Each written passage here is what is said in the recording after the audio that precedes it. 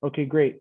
Thank you so much for coming, everyone. As you may or may not know, this is our third session for the ad hoc committee regarding the diversification of the Sequoia Union High School District. Just to update everyone, I saw some questions on Facebook. Folks were asking, what is this? What session are we in?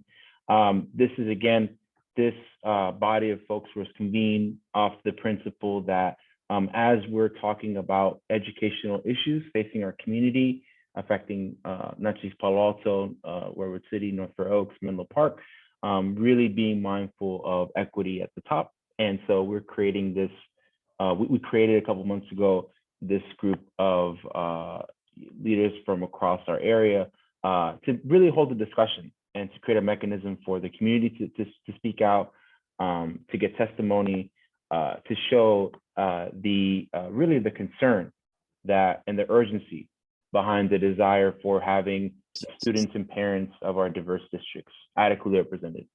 And so I just wanted to, sort of give that principle out initially, just to sort of give a tentative agenda, as I said, as I have it on Facebook. On Facebook, we have every event. We also have the agendas and the videos for the previous meetings posted. And so the agenda for today is, first, we're going to give an update on discussions between our ad hoc members in the district, trustees. We are then going to have council member updates or thoughts.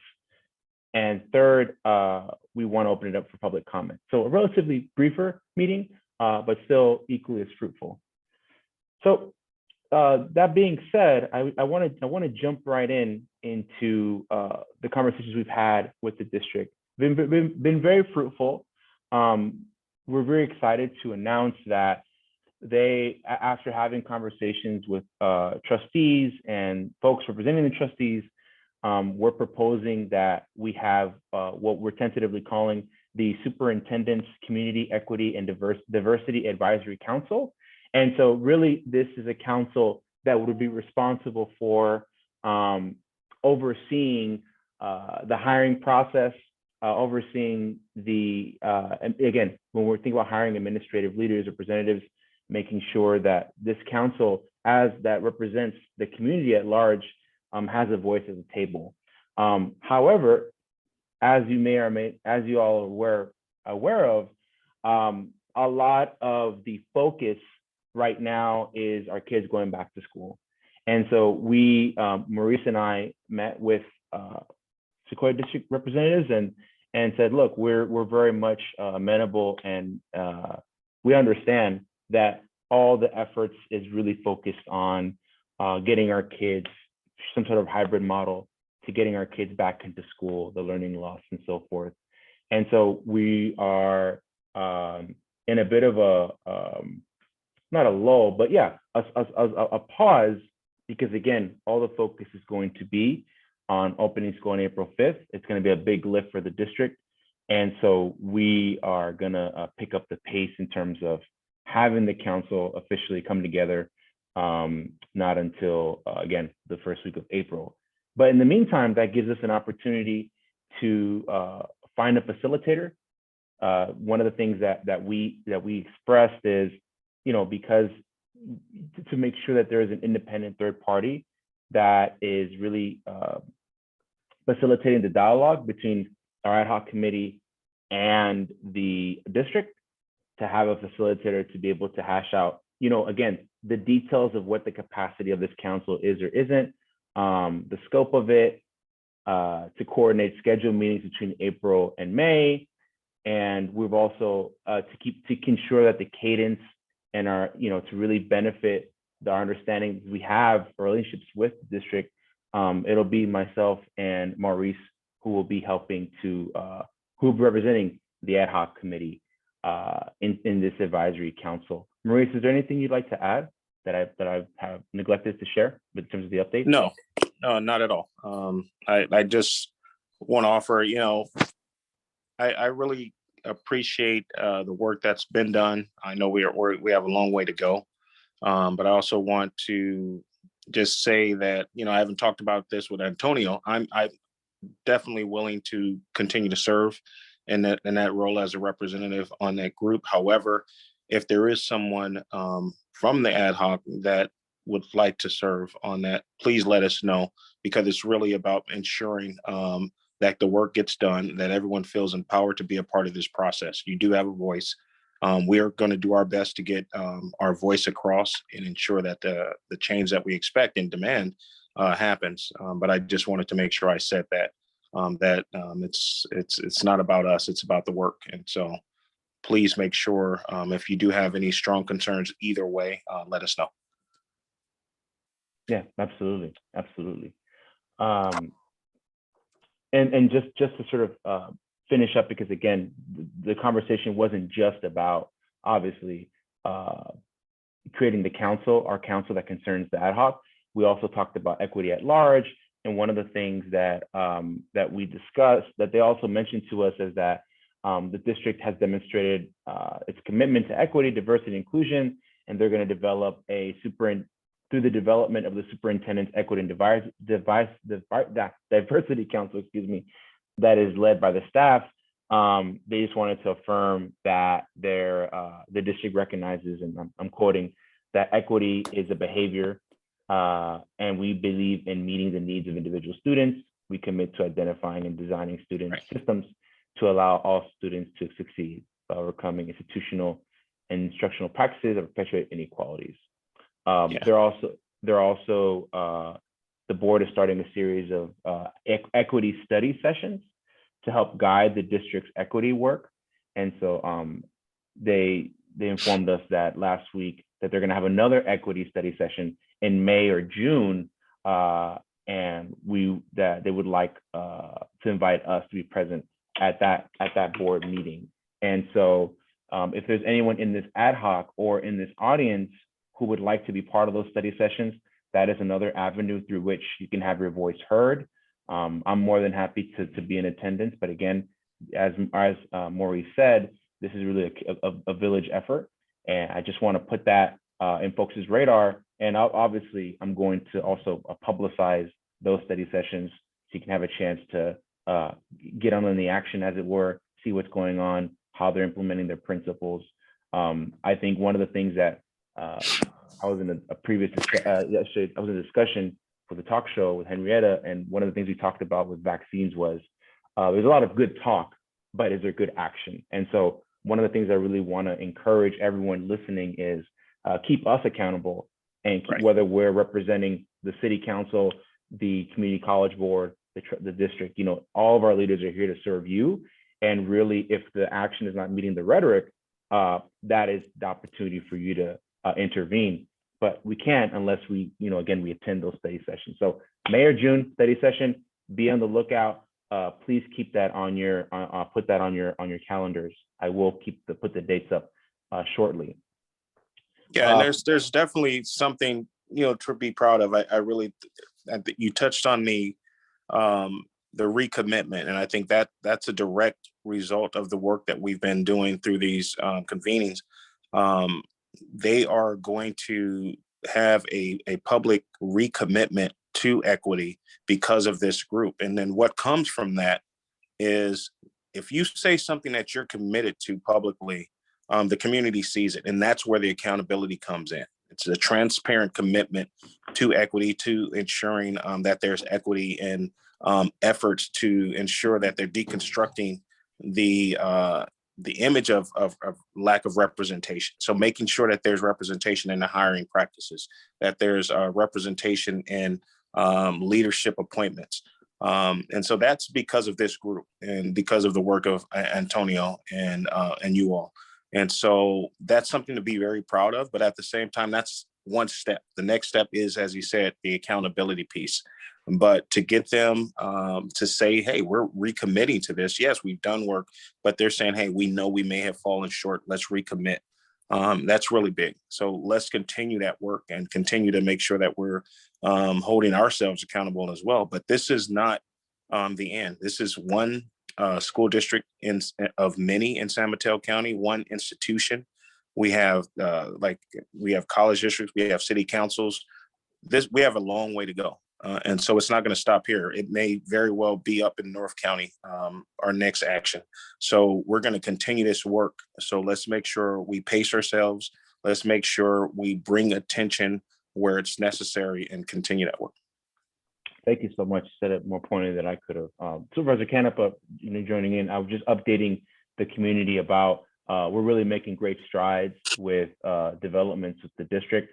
I just mentioned earlier that we are planning to have a Superintendent's Community Equity and Diversity Advisory Council made up of 2 members of this ad hoc, 1 member of the Equity Task Force, which is, as you may or may not know, the group of teachers, teacher activists, mid-level administrators that have been doing this work for years, decades.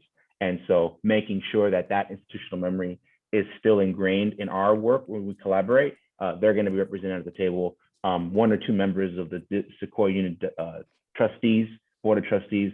And so really, again, this is not the only player, as it were, but really we feel we represent the wider community, not just the teachers, not just the trustees, but the folks on the ground, on the streets that have these concerns that may or may not show up to a meeting. And so want to thank you all for attending and to just keep tuning in. I think we have our foot we have our foot in the door. We have the attention, and now we have a concrete actionable item. It has been paused for very good reason. We recognize the importance of right now what's happening with our kids. You may or may not know, the CDC announced that they believe it is safe to restrict students distancing from 6 to 3 feet. That's going to be, I'm curious to see, maybe we can comment on that, how that's going to help the Ravenswood district and other districts get our kids back to school. So really excited about that development. And so, we're making good strides is what I'm just trying to say. Hey, Antonio. Yes. Hey, man, I just really want to thank you. You've been a city council member for how long now? December or something. Your work is so impactful. It's so rooted in the community. I think what you said, Maurice, was just right on point. There are a lot of things in this county that we need to work on. And what you've done with the Sequoia Union High School District is truly, truly important. But I think even this, right? Maurice alluded to it. The inequities in North San Mateo County. Today, sorry I was late, Antonio. We're really doing some incredible work. Well, you worked on the vaccination issue. Today, we had about 400 people to vaccinate. They weren't all from San Mateo County. They're all from essential workers, your teachers, kids with disabilities, right? Really helping people at that level. And that's why we do this work. We don't do it for the title. We don't do it to sort of, be a part of a clique and say, hey, we're the county. It's the people like you who do the work, and the people like you, and Maurice, you've done it for years, that we're going to support and have your back. And so whether you're in Ravenswood, whether you're in South San Francisco Unified, or you're in the Bayshore District, what we do to help our communities is important. And Roscana, thank you for everything. Okay. And I just want to say, the Barrio Scribe, as your Twitter account says, man, you're inspirational. You really are. We're proud of you. We're proud of where you come from. We're proud of your story, and we got your back. So thank you. Well, thank you, Supervisor Canepa. And just again, this is a community effort. I'm really happy to represent my community, the city. It takes everyone, and so I just ask that you all stay engaged, stay energized, because this is going to take a while, and I know there is great fatigue from everyone from the pandemic. This is our bandwidth for taking on these kinds of issues have even narrowed, and understandably, incomes, mental health, body, all of that. And so I think that just underscores more the imperative for us to keep each other accountable, to provide that community. We're a family, you need to fall to our family, and I know that extends across city lines to Bellhaven and Menlo Park and the county. So thank you all again. So good progress. And again, that's a testament to everyone in this room, David, Maurice, Melee, all our community leaders, whether or not they have a title, they're doing that work. So thank you. The final update that I want to just put on folks' attention is and this goes back to the language, right, that the district is having, that the board and superintendent is going to reaffirm its commitment to equity, again, just to sort of quote them, through a resolution. And so they're going to draft a resolution that relates to identifying instructional practices, preventing inequities, investing resources aimed at recruiting, hiring, and retaining teacher leadership and administrators that reflects the diversity of the student body. And finally, reaffirming our board's commitment to using an equity lens when making policy decisions. And so I only bring that up because it is rhetoric, but again, it's another benchmark to keep accountability. And I think I don't think I'm speaking out of bounds by saying I would invite people to stay engaged with it, stay attuned to it. That resolution, as I understand it, is going to be staff-led through the Equity and Diversity Advisory Council. They're going to craft the resolution. Again, I'll be happy to publicize this information so you all stay attuned to it, but really do read up on it, because as we move forward, that is another way in which we can say, hey, it doesn't match up with what you promised or what you laid out. So I think the moral of the story is just vigilance, and stay vigilant, stay aware of everything that is happening with the district and ourselves. So those are the updates in general. Mele, I know you're also in the audience. I don't know if you want to comment or give your 2 cents. I also mentioned the the CDC guidelines of 6 to 3 feet. I'm not sure if you want to comment on that, if folks are interested in knowing what's going on with Ravenswood. Any thoughts?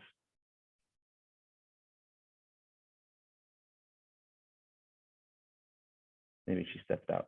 No worries.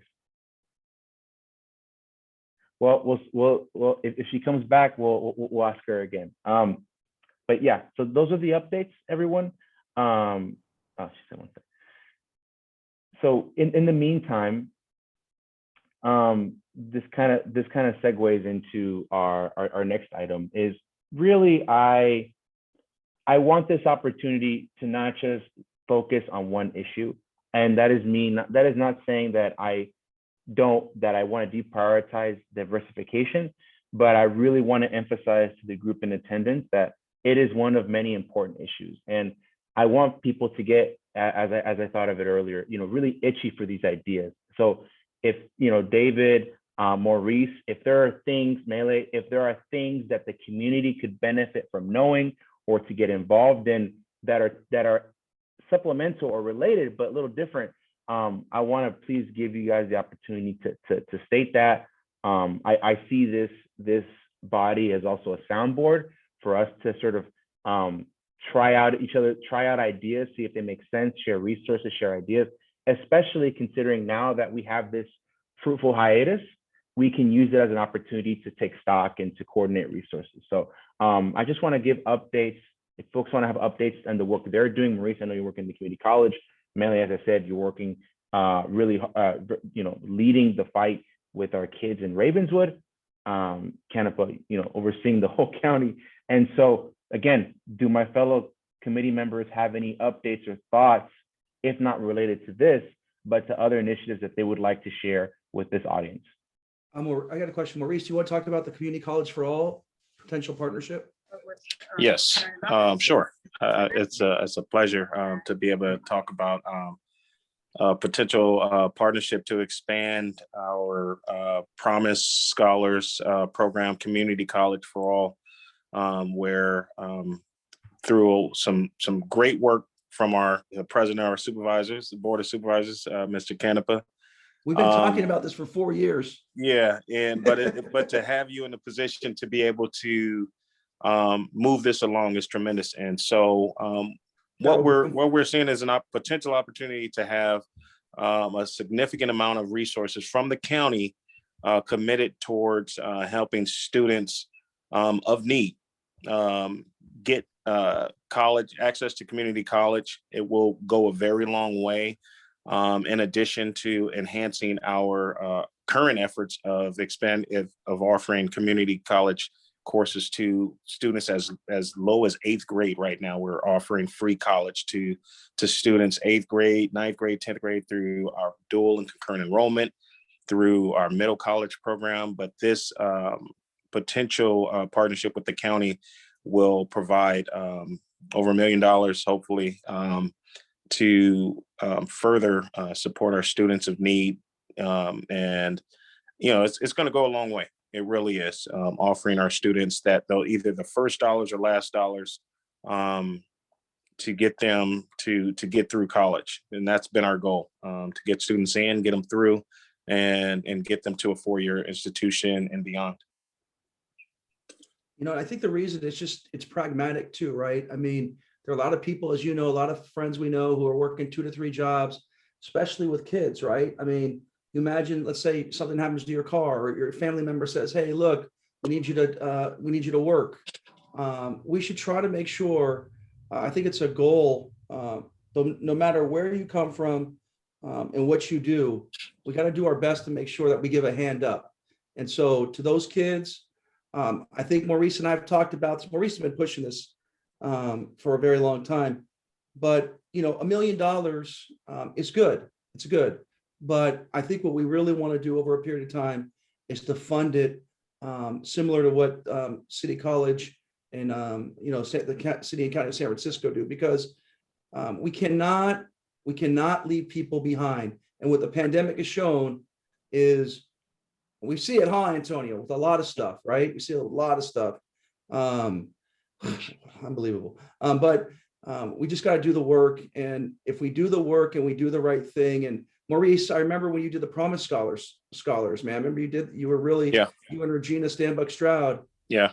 I remember, God, it was just amazing. And so if we can expand on that and to give kids from like EPA, whether if you live on the coast, right? You work in Pescadero, whether you live in Daly City, or you live in South City, that we can help you. I mean, that's our goal, man. Our goal is to uplift people and to help them. And so hopefully we're able to do that. Yeah, a lot of it came from, from understanding the need from our EPA students, from getting students to Kenyatta. It's tough. I mean, so it could take anywhere from an hour to an hour and a half to 2 hours to get to the campus. And so either we as community college leaders decide to have better, more supported satellite centers within communities of need, or we provide those resources through shuttles, through making sure that we're offering, like we do with our College Promise program, where we provide gas cards for students that drive, as well as food insecurity, and we're actually looking at housing as well. So it starts by looking at the basic needs of all of our students, and we have students that needs that, and those needs are become barriers, and we know that. And so those are, I mean, we're in San Mateo County, there's no shortage of challenges that our community is dealing with. This is one of them, and I'm glad we have partners like David to be able to support us in this. But also more recently, I think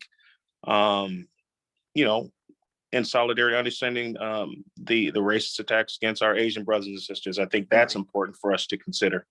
We're in this together. I've been meeting with Wayne Lee and Jeff G, elected officials of the API caucus, and their elected officials. But what we've been doing is trying to create a coalition of throughout San Mateo County to really focus on these issues. And this goes back to not about what we're dealing with now, but this was conversations that started last summer, that they came to me and said, "Hey, how can we help? How can we work on these issues with regards to race and during the George Floyd situation?" And so in solidarity, they came to us and was saying, "Hey, these are issues that we know our Black and brown brothers are dealing with. How can we help? How can we further these conversations?" And now here we are. I think we have an obligation as a community of color to really have these challenging conversations and hold people accountable. So I definitely want us to also look at what we can do around that as well. So, we have, free college. We have ensuring representation at our and leadership. And we have Heather Hopkins here that might want to talk about some of the issue or the pledge.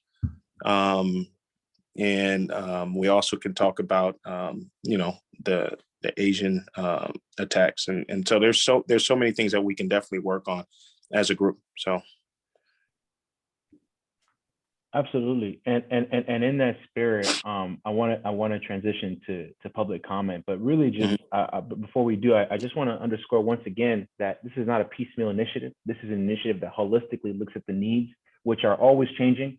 It's a change, from week to week. We saw in Northborough Oaks, we thought it wasn't a big number of cases, but in a change of a dime, we look at those numbers and it's as bad as we thought in EPA. Yes. And so that takes proactive vigilance from not just our formal leaders, but the folks on the ground, the folks in attendance in this audience that really put us to the ear of the changing barometer that is saying, hey, right now we're realizing, for example, the enormous spike in anti-Asian racism. And so how do we incorporate that into our framework and field work?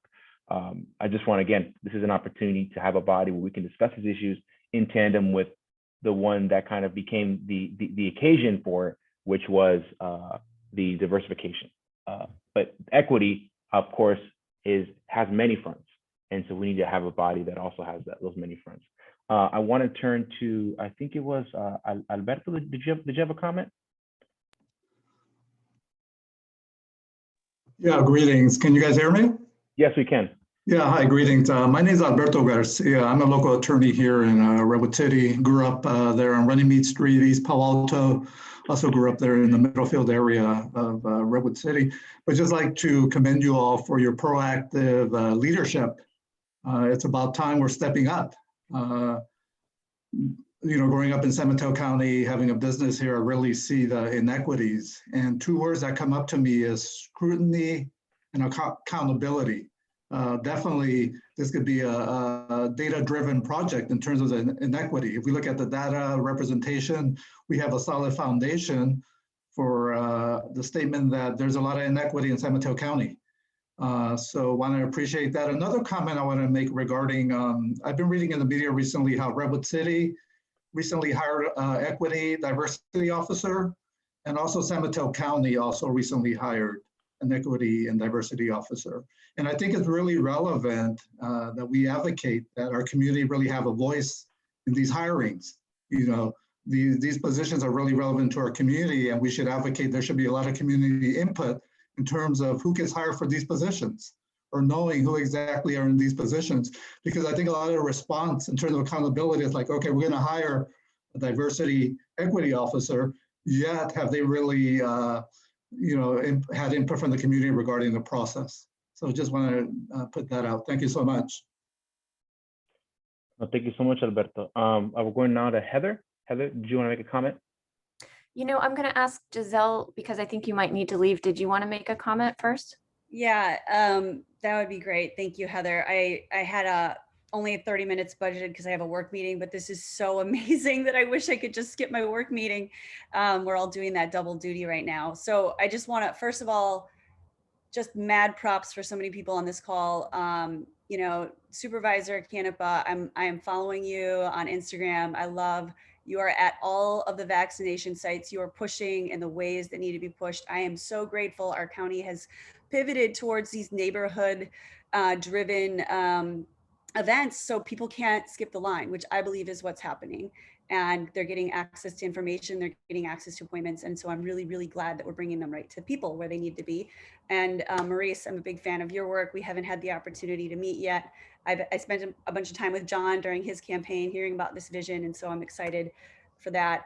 And then Antonio, wow, rookie of the year, jumping in a few months into your term.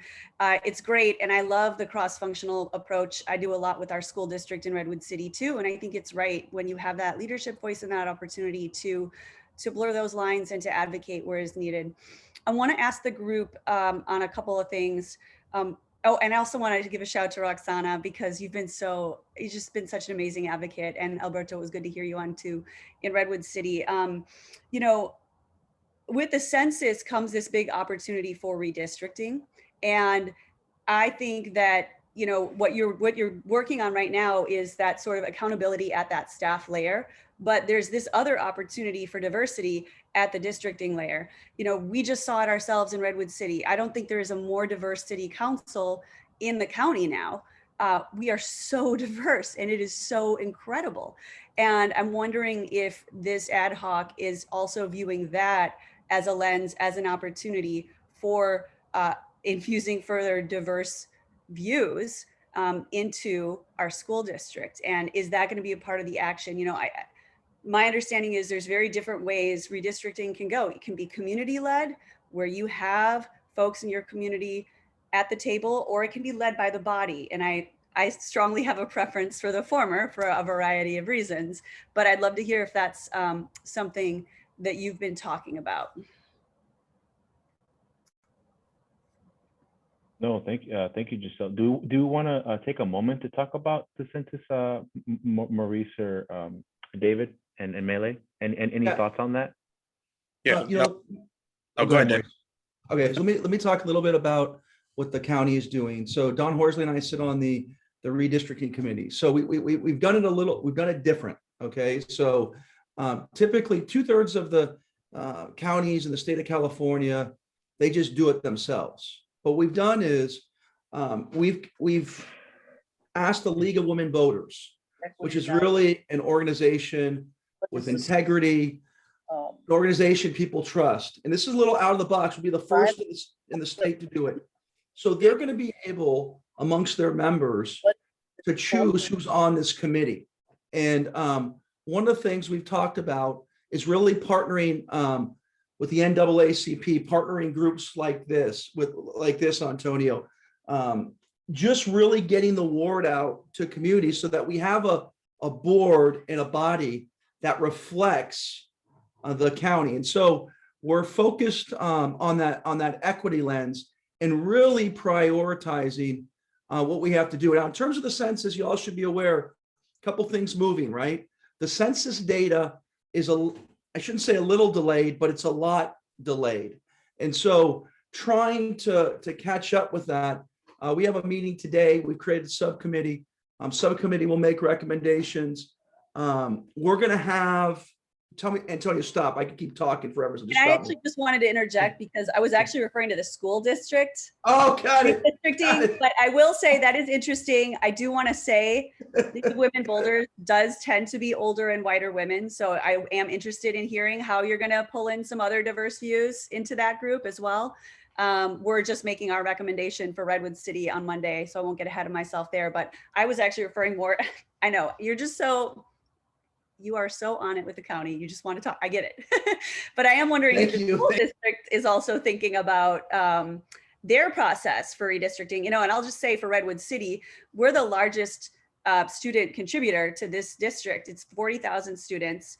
The way the districts have been drawn, we've been pinwheeled, so split up and in a way diluted. And I see that as just an opportunity for a second look at, we have so many communities of interest in Redwood City and North Fair Oaks. And I want to know, what is the approach the district is taking so that diversity is also, and equity is also on the agenda for the creation of districts, which creates the leaders who follow through on everything that you're describing here. Yeah, I think, to the point I made earlier, that this group, there's no shortage of challenges that we can go after. So this is definitely one. This is definitely something that if the group sees is as important, that we can start sending letters the same way we started this campaign and saying, hey, this is a concern of ours and we want you to consider this. Because what happens is when I was on the South San Francisco school board, this was, years ago, but what was going on was we had lawyers going around from school district or counties saying, hey, we're going to sue you. And if you don't change and go to district elections. And so that's one way districts are motivated, or you can say, hey, we're going to do this and be proactive about it the way we did at the college district. And I thought that was important. Obviously this election was the result of that, where I actually put myself in a district where I was running against a longtime incumbent. But luckily it worked out. But I thought it was more important to think about the out years of ensuring that there was representation. And so we could start messaging to school districts and telling them and giving them this information and starting to give them permission, because I think what it is, it's not just going in and demanding it. it's saying, hey, this is important and you should understand it. So we want to also educate through this process at every point we can. But at the same time, we also have to understand what our non-negotiables are. So if we believe that there's a tremendous importance of representation and equity on these boards, of equity of voice, then we have to make sure that there is a point where we stop sending letters and talking and start demanding action, the way in which we did here with Sequoia. But we all understand that the lens we look through is very can be different, but we have to make sure that we start to align those lenses because the goal is the same. I'm sure the trustees in Sequoia, the superintendent in Sequoia gets why we're doing this. And I think when we sat down last week or a few weeks back and had that meeting, it was really a meeting of the minds that there was a lot of agreement on what our expectations were, and we understood where they were coming from. And I think that's why the movement is so. And so I think it starts there. So this is great to hear. All districts who have districts are required to redistrict in 2020 after the census. So we have a window. And if there is an interest in getting a letter out, please get my name on it. I would love to be a part of that. I'm a big believer in districting and what it can create in terms of opportunity for representation. And I love to hear all the places this group is going, and I'm happy to help. And I apologize, I have to step out. This is great. And feel free to include me in the future. Thank you. No, thank you so much, Giselle. Thank you. Really appreciate you putting this on our radar, because again, we're committed to not just fight this one particular issue, but all the plethora of issues that pertain to the larger one of equity and diversity. Thank you. David, you had your hand up for quite a long time. Please.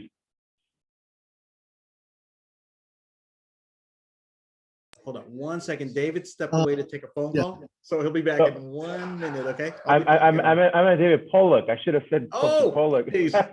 Okay. I was raising my hand for a long time because I wanted to jump in and suggest what Giselle just described. I'm working with Thrive Alliance on the county-wide redistricting, also the statewide redistricting, including boundaries for the state assembly districts. And as we all know, San Mateo Union High School is moving towards district elections, and it's not an end all on its own to look at redistricting, but it behooves us to recommend that the district creates an independent redistricting committee, not just an advisor that they can take the opinion of or not. And I think it behooves us. The window is very small, so I think we should write a letter towards that end to urge them to go the independent route. And I can share a copy of the letter sent to the Board of Supervisors to Antonio. The other point I wanted to raise is, and it's a larger, longer can of worms, is SROs in schools. Several school districts have reviewed their policies and relations with police on campus. The SRO at Sequoia High School is rather problematic. He was involved in a shooting with a mental health crisis in Redwood City a few years back. How is it funded? What are their priorities? Are there better ways to approach the issues that they're meant to address? Absolutely. SRO is definitely a question to revisit. I know in particular that kind of goes to the former punitive practices that the district, I'm aware, is trying to step out of. One of my earliest conversations with President Sarver president of the Board of Trustees for the Sequoia Union High School District, he was touting the fact that the district has really scaled almost to zero, if not actually zero, but close to the number of expulsions they have for the district. They're really trying to move away from, according to them, that model. Their next frontier, so to speak, is the suspension rate. So I do think that the SRO question is something that is in line with that kind of framework that they're trying to move into. I'm more than happy to, bring that question to the trustees to see where is their perspective on that, if that is something they're thinking about. So thank you, David, for that. And of course, I appreciate the echo of the redistricting issue. Sounds like we have an item of discussion for our next meeting. So I appreciate that very much. Heather, you also wanted to speak as well. Would you like to make a few words as well? Sure. And I don't need to speak, but Maurice, I think, wanted me to say a little bit about the pledge, endorsement pledge movement. Before I say that, I just wanted to reiterate David and Giselle's points about redistricting, but just add the little caveat that the Sequoia Union High School District must look at the district boundaries, but they don't have to, they can just have one meeting and pass it.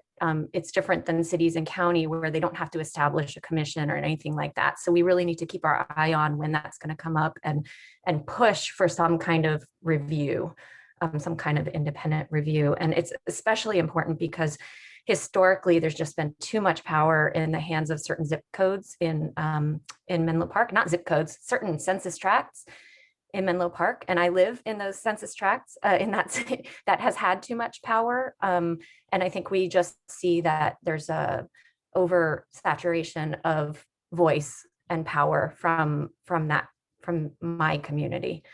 And I just want to use my voice in service of the underrepresented communities. So Maurice had mentioned the pledge.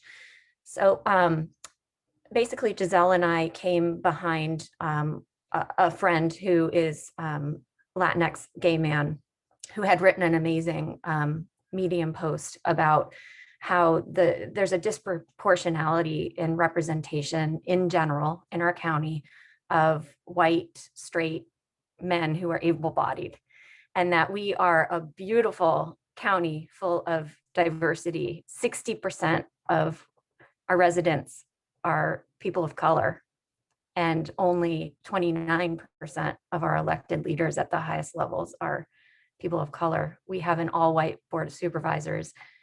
We are looking at potentially an all-white male board of supervisors, and it just goes up and up and up.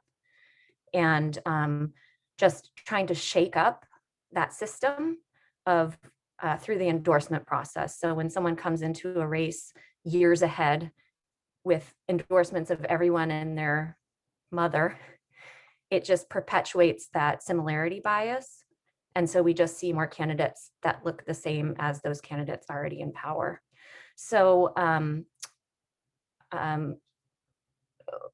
basically, Rudy wrote this pledge, and we're kind of putting it out there and are gathering input. And we want to have a pledge that is strong, but also able to push people to sign it. So, it's a really tough balancing act. So in conclusion, I just say that this group, anyone here, anyone who listens to this is absolutely encouraged to go look at that. It's a draft, and our goal is to gather input from all underrepresented stakeholders. And for us, for the underrepresented stakeholders to be leading the process, we sort of put out a draft. Rudy put out a draft, and we are using our voices in service of that. So I can put a link in the chat, and thank you, Maurice, for bringing it up. And just more importantly, thank you all for all the work you've been doing over the years. No, thank you so much, Heather, for putting this on. And I know certainly I will be very looking forward to taking a look at it myself and just giving my 2 cents representing the city of East Palo Alto. And so, yeah, appreciate the work. It's really important. Again, leadership at the top and keeping these conversations going systematically, and again, being vigilant about it. So thank you. Is there anyone else from the audience that would like to make comment or chime in on anything we've been discussing?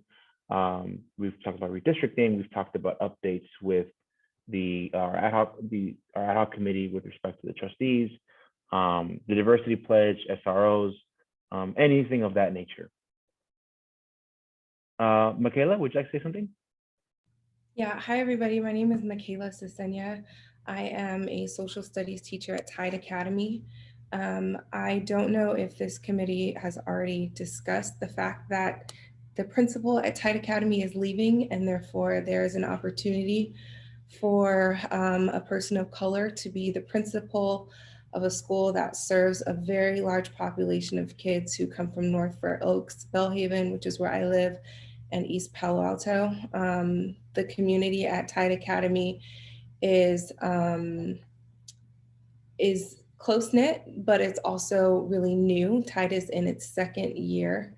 We're right next to Instagram. So it's a really cool opportunity for this committee to find a way to ensure that students, I think it's like 56% of students at Tide are from one of those three areas that I spoke about before, and they need, really, the students and staff need a person of color to lead the school.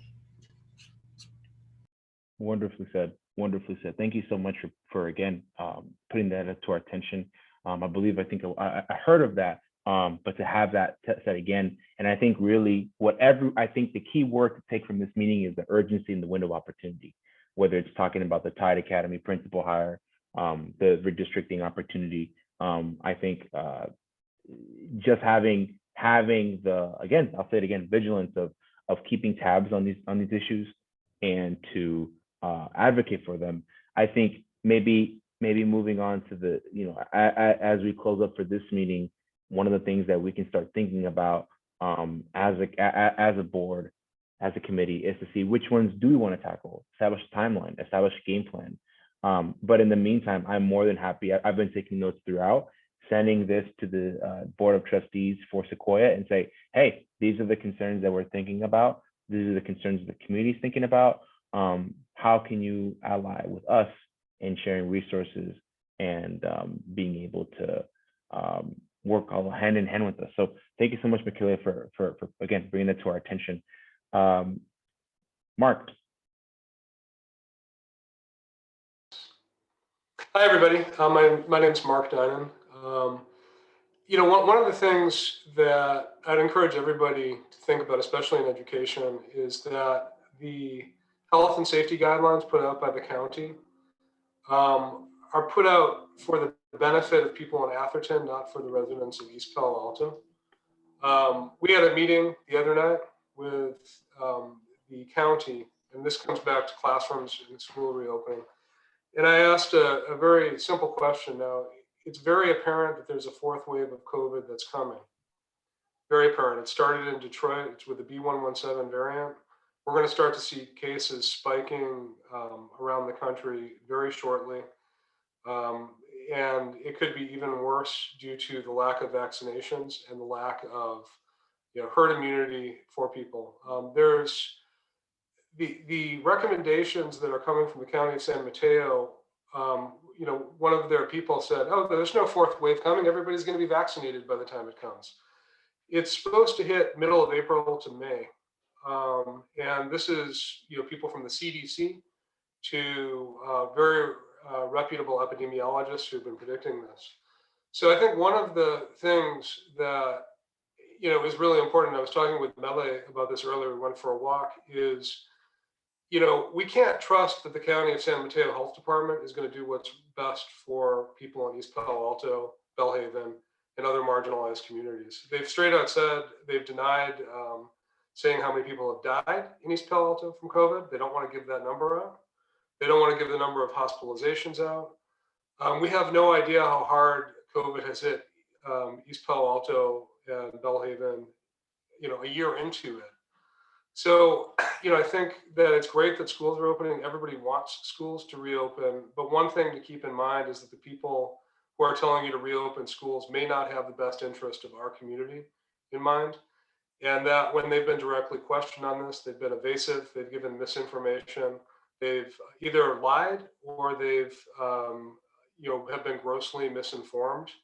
They've ignored East Palo Alto during the COVID crisis. And it may be very, very convenient for people to reopen schools right now because there's a temporary pause in COVID, but it could be a disaster for schools if you open up and close down, and in the process of opening, you've removed all of the remote learning possibilities and all of the hubs that have been created, the internet connectivity. And it's something to definitely think about because it's definitely way more than a non-zero chance that we're going to be hitting another wave of COVID. I'll just throw that out there. I've really enjoyed the conversation. And again, Antonio, I appreciate your leadership on this. That's why I voted and supported for you. We need more people pushing regional leaders to do right by our communities. And they've been straight out ignoring East Palo Alto. People from the Board of Supervisors, I made the joke the other day that I think if you were to drop them on Pulgas Avenue without a smartphone, they wouldn't know where they were because they're never here. They're not present. They don't show up, and they don't take East Palo Alto seriously. So I was very heartened to see you, David Canepa, and Josh Becker actually showing up and pushing them on vaccinations because it's really clear there's a whole lot of people in San Mateo County who are willing to have Black Lives Matter signs on their front lawn. But when it comes to vaccine distribution, are making sure that whatever rules they create, it's not about people in East Palo Alto who are most affected by it. With 11% of the cases, 4% of the population, and 2% of the vaccines. So on vaccines, on everything, they have to be pushed. And we need leaders, and that's been something that East Palo Alto has failed historically, whether it was about water, or other important issues. We need to be pushing regional folks on this, frequently and stay engaged and frankly just show up for these meetings and make sure that there's people representing East Palo Alto and other marginalized communities like North Fair Oaks in this whole process. I'll just leave you with this. There was one, the Dunbarton Rail is in the news, and they had planned all of this. Dunbarton Rail, biggest, huge infrastructure project if it goes through, and they had originally planned this without a stop in East Palo Alto. That was their original plan. It was like, hey, you can go to the Willow stop. It's like, well, that doesn't make sense. Try getting from University to Willow when normal traffic is. And just by showing up and asking questions, we're able to actually make them consider a stop. And now it's part of the plan. And we made it very clear that it's going to be very unpleasant for them if they don't include East Palo Alto in these kind of regional planning. And so I'm all for it. Congratulations on doing this. For everybody else who's involved, I think it's great. And let me know how I can support you. Thank you so much, Mark. Yeah, so you touched on a lot of things. I think, again, the take home is that the default will not be necessarily folks, low-income folks of color, but just even showing up is more than half the battle. And so just continuing to show up in attendance, being encouraged and convicted through conversations like these, I hope that folks leave in with more than what they had, or folks leave more than what they came in with through these conversations. So thank you so much, Mark. Nicole, you mentioned a few remarks about schools, the work that your son is doing. Do you want to say a few words? Sure. I'm super nervous about speaking. I don't know most of you. I know a good half of you, but my name is Nicole Sabraja. I have a 16-year-old East Palo Alto Academy. Ms. Desenia was his wonderful ethnic studies teacher. Now he wants to major in ethnic studies because of her great leadership. And East Palo Alto Academy is by far a little world in Sequoia Unified that is beautiful and unique and diverse. And I wouldn't want my son in anywhere else in Sequoia Unified than where he's at. I also have a 10-year-old in Ravenswood who attends Bellhaven. And I'm super passionate and advocate in Ravenswood, and I have been for quite many years. I'm currently on like DLAC and school site council. I'm on the working group of people that are trying to figure out how to reopen these schools. And I have been advocately, crazily trying to fight it. And I don't know you yet, Male, but I have been disappointed in our superintendent and with our school board for encouraging our superintendent to come up with a plan to reopen schools. I'm completely against it. I think that it's a horrible idea. Also, same with Sequoia, as Ms. Yesenia said, and I was actually trying to send you all this beautiful letter that my son wrote to Sequoia Unified. Sequoia, I can't access it, Christian. Just copy and paste it. Sorry. But he wrote this great letter to the school board. And I'm sure some of you have read it on Facebook, but saying, you know, how ridiculous it is to open up the schools at this point. But so two of the things that I did mention here, I just wanted to shortly introduce myself. But so my older son is on the San Mateo County Youth Commission. He's on other commissions. He started his own nonprofit when he was 9. So he's just an amazing creature. But he's really arguing for mandatory ethnic studies for all the high schools. East Palo Alto Academy offers it, but not as a requirement to graduate. And we really think that it should be a requirement to graduate. Also, I've been arguing with Ravenswood for at least a year now to try to get diversity training or cultural sensitivity training for the teachers. We don't have an extremely diverse teacher staff, and a lot of them are newer teachers.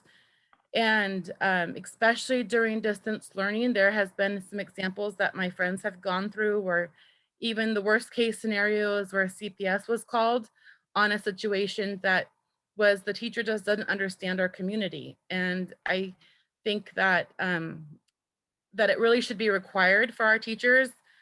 And Sequoia is further ahead than Ravenswood when it comes to this. But when I had brought it up, especially a lot last summer when my friend had CPS at her door, I was told that some schools have a book club that teachers can voluntarily join. And I think that's a joke. I think that the teachers that we're of course going to be more concerned about here are the ones that are not going to voluntarily join a book club about being anti-racist. So that's my little thing. And I'm going to try to put my son's letter to the board. But even he didn't get the best responses. They basically say, you have a choice to come back. He was trying very hard to advocate for the teachers. He doesn't want teachers to be forced back. I'm really advocating also for Ravenswood teachers not to be forced back. That's what's sounding like it's going to happen in the next week or two, hopefully not. But so I'll add his letter as soon as I get it. Thank you so much, Nicole, for your comments, your just showing, I think, where your passion are, where your concerns are. Certainly, we take that to heart here, and everyone in attendance and in the ad hoc. It's 12:07. I want to be mindful of people's time, and so I think just ending on that note of youth activism and youth leadership that your son very much demonstrates, Christian. I want us to just, I think next steps will just be, I will type this up and report this back to the Sequoia district, and I will provide just public notice. If folks haven't had a chance to see on my Facebook, Antonio Lopez or Councilmember Lopez, there's a Sequoia event, and every time we have a session like this, there's a Facebook event that corresponds to it. I will have that on social media, and so any updates that pertain to this meeting, I will have it there. So folks can stay tuned, check in, see what's going on. Working on a website to have it more, I think, legit, for lack of a better word, but stay tuned on that, doing what I can, staying on pace. So thank you for your patience. Is there anything else that the ad hoc committee members would like to say before we conclude? I'll just throw in really quick. the Ravenswood City School District is having a special planning session Tuesday to talk about reopening schools. Please attend. I would love to, you can send me an email with the note as well. These are all the things that I'm always about. So attend, let me know. And that session is specifically just for reopening schools, Tuesday, 6:30. And Mele, you've also worked with my son. So many of you have worked with my son over the years. Mark, Mele, Jerry, Antonio has been wonderful. So you all know Christian Sabraja, but you've worked with him too, Lily. But I'll have Christian send that to you. Thank you.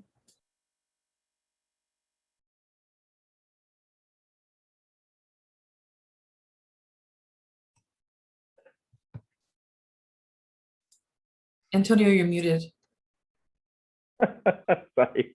Thank you. I was just saying that this committee represents so many different stakeholders and organizations and bodies that this audience is critical of, and for good reason. But the fact that we're here shows that we care and shows that we're concerned. And we want to make sure that the testimony of parents, students, teachers is absolutely listened to. And so what better a way than for that meeting on Tuesday that Mele so kindly pointed out to us. Please do attend. I think it's a tough conversation, but a necessary one. And so with that, I want to wish everyone a wonderful and safe Friday. Stay tuned. We will have an update in the next week or so. But in the meantime, keep staying vigilant, keep staying proactive, and thank you to all educators and parents for making this happen. Stay safe. Take care.